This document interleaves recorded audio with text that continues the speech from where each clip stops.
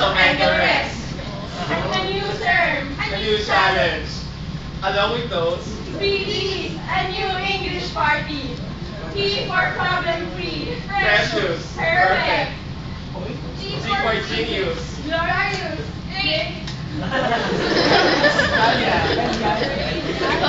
So once again, let us introduce ourselves, the founders of PGs. I'm Irvina Tan. Tina Tan, From from Shanghai Tech College, Expecting to improve our English skills through Anchoress. and expecting to become a successful CPA someday. Don't judge a book by its cover. Shari Gonzalez. Shari Gonzalez, From from the School of the Holy Spirit, expecting to improve our research writing skills through Anchoress. And to attain successful life. Shari Gonzalez. All endings are new beginnings. I'm Mariel Gallajones. Begin each day as if you are in purpose. Mariel Gallejones, Mariel Gallajones. From Laguna College. Expecting to be a more productive student. And expecting to become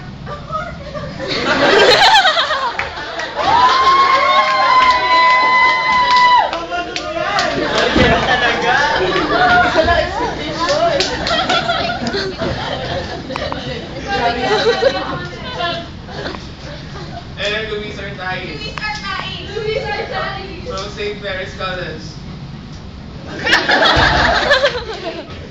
We expect to have fun in this subject and to be inclined in the thesis writing. And to be a successful businessman someday.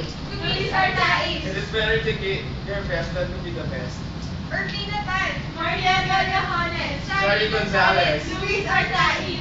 founders of PGs. So now, When we're in PGs, we recognize, Potentials of individuals, but not only that, we maximize it. PGs. Your future. Your future, our future begins here.